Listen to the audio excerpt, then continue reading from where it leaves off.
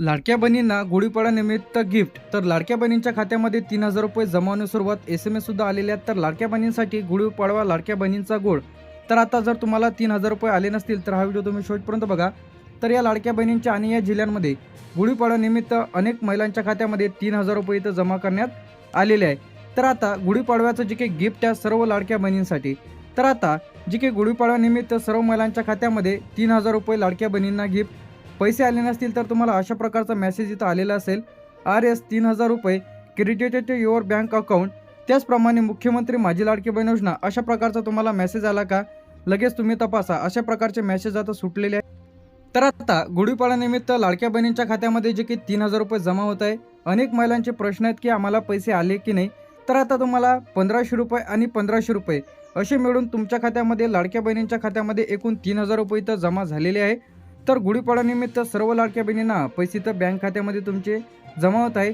तर काही महिलांना इथं SMS आलेले नाही, बरेच महिलांना इथं SMS आलेले आहे. तर आता वाटप सुरू झालेले जे काही पैसे आहेत ते लाडक्या बहिणींना जे काही 3,000 रुपये इथं जमा होत आहे. तर आता यामध्ये नाशिक, धुळे, नंदुरबार, जळगाव, अहमदनगर, पुणे, सोलापूर, सातारा, सांगली, कोल्हापूर, छत्रपती संभाजीनगर, जालना. तर या लाडक्या बहिणींच्या खात्यामध्ये 3,000 रुपये जमा होण्यास सुरुवात. बीड, परभणी, लातूर तर अशा जिल्ह्यांचा समावेश आहे जे की पैसे जमा होत आहे खात्यामध्ये. यानंतर आहे आपलं नांदेड आणि लातूर.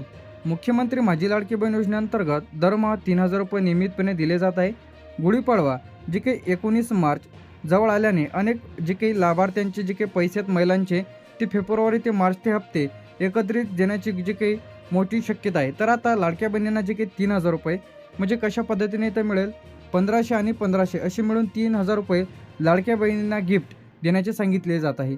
तर आता 2026च्या जे काही अपडेटनुसार तर आता 2023 आणि 24 तर आता यामध्ये बरेच महिला अपात्र ठरलेले आहेत.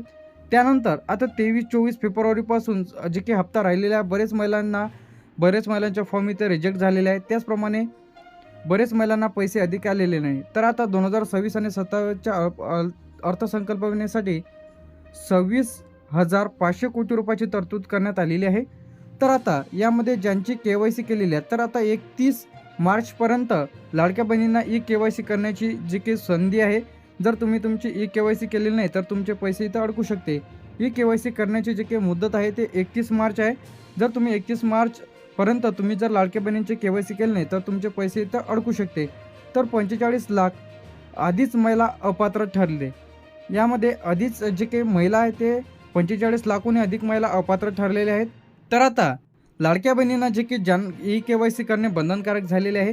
तर बरेच महिला यामध्ये अपात्र ठरलेल्या आहेत. तर आता यामध्ये कोणकोणत्या महिला अपात्र ठरलेल्या आहेत. तर आता ज्यांच्याकडे 4 चाकी वाहन आहे, ट्रॅक्टर वगळता असल्यास अपात्र. एकाच कुटुंबामध्ये जास्त महिलांना लाभ मिळत नाही, केवळ एकच अविवाहित महिलांना लाभ मिळत आहे. तर आता यामध्ये 2026ची स्थिती पडताळणी जे काही 86 लाख अपात्र ठरलेले आहेत. तर एकूण 1 कोटी अपात्र महिला होण्याची शक्यता आहे. तर आता 2026 आणि 27ची जे काही 26,500 कोटी रुपयाची तरतूद करण्यात आलेली आहे. तर ही KYCची मुदत 31 मार्च आहे.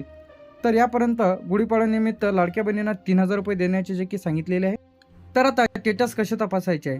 मुख्यमंत्री माझी लाडकी बहीण योजनेच्या ऑफिशियल पेजवरती जा. तिथं ॲप्लिकेशन नंबर टाका. त्याचप्रमाणे आधार नंबर टाकून OTP टाकून तुम्ही तुमचा मोबाईल नंबर टाकून चेक करू शकता की तुमच्या कोणत्या खात्यामध्ये पैसे जमा झालेले आहे. 181 हा टोल फ्री क्रमांक आहे. तर आता जे काही लाडकी बहीण योजनेचे जे काही 2,100 रुपये तर आता लाडक्या बहिणींना 1,500च्या ऐवजी 2,100 रुपये मिळणार का. देवेंद्र फडणवीस यांची मोठी घोषणा. तर आता लाडक्या बहिणींच्या निधीमध्ये जे काही इथं 600 रुपये वाढ. तर आता जर तुम्हाला पहिले 1,500 रुपये इथं मिळत होते त्यानंतर 600 रुपये जर वाढ झाली तर तुमच्या खात्यामध्ये 2,100 रुपये इथं महिन्यात जमा केल्या जाणार आहे. तर आता या जिल्ह्यांमध्ये लाडक्या बहिणींचे पैसे तर जमा होण्यास सुरुवात झालेली आहे. तर यामध्ये सातारा, सांगली, कोल्हापूर, छत्रपती संभाजीनगर, जालना, बीड, परभणी, हिंगोली, नांदेड, लातूर, धाराशिव, अमरावती, अकोला तर अशा जिल्ह्यांचा समावेश आहे. तर आपण अकोल्यापर्यंत बघितलेलं आहे. त्यानंतर येतं आपलं बुलढाणा, यवतमाळ, वाशिम, नागपूर, वर्धा, भंडारा, गोंदिया, चंद्रपूर, गडचिरोली, ठाणे, पालघर, मुंबई शहर, मुंबई उपनगर तर अशा लाडक्या बहिणींच्या खात्यामध्ये गुढीपाडव्यानिमित्त 3,000 रुपये इथं जमा होत आहे. यानंतर इथे आपलं रायगड झाल्यानंतर रत्नागिरी, सिंधुदुर्ग, नाशिक, धुळे, नंदुरबार, जळगाव, अहमदनगर, सोलापूर, पुणे तर अशा जिल्ह्यांचा यामध्ये समावेश आहे. यानंतर इथे आपलं कोणत्या महिलांना पैसे इथं जमा झालेले आहे. तर आता ज्या लाडक्या बहिणींचा अर्ज इथं मंजूर आहे, ज्या महिलांचे आधार लिंक आहे, तर अशा महिलांच्या खात्यामध्ये लाडकी बहीण योजनेचे 3,000 रुपये जमा होत आहे. यानंतर DBT सुरू आहे, KYC पूर्ण आहे. तर आता पैसे आले नाही तर तुम्हाला काय करायचं आहे, बँकमध्ये जाऊन आधार लिंक आहे का चेक करा, KYC आहे का, फॉर्म अप्रूव्हल आहे का, DBT ॲक्टिव्ह आहे का, हे संपूर्ण तुम्ही तपासून घ्यायचे आहे व महिला व बाल विकास यांच्याकडे संपर्क साधायचा आहे. तुम्हाला लेखी अर्ज द्यायचा आहे महिला व बाल विकास अधिकाऱ्याकडे, ज्या लाडक्या बहिणींना पैसे आले नसेल, किंवा 181 वरती सुद्धा तुम्ही कॉल करू शकता. तहसीलदार साहेब, महिला व बाल विकास अधिकारी, तहसील, जिल्हा लिहायचा आहे. लाडकी बहीण योजनेचे पैसे जमा न झाल्याबाबत अर्ज. जसंच्या तसं तुम्हाला याचा स्क्रीनशॉट काढून घ्यायचा आहे. स्क्रीनशॉट काढून घेतल्याच्या नंतर तुम्ही तुमचं जे काही सविस्तर जशाच्या तसा मायना इथे लिहायचा आहे. दिनांक टाका, अर्जदाराचे संपूर्ण नाव, मोबाईल नंबर, आधार क्रमांक, बँक खाते, राहणार, जे काही पत्ता आहे, तुमची सिग्नेचर करून तुम्हाला हे जो लेखी अर्ज आहे महिला व बाल विकास अधिकारी यांच्याकडे द्यायचा आहे. पैसे आले नाहीत तर तुम्हाला जे काही 181 वरती तुम्हाला कॉल करायचा आहे. तर तुम्हाला सविस्तर माहिती तुम्हाला इथून बघायला मिळेल. तर लाडक्या बहिणींचे गुढीपाडव्यानिमित्त पैसे खात्यामध्ये इथं येत आहे. लगेच तुम्ही तुमचा खाता तपासा.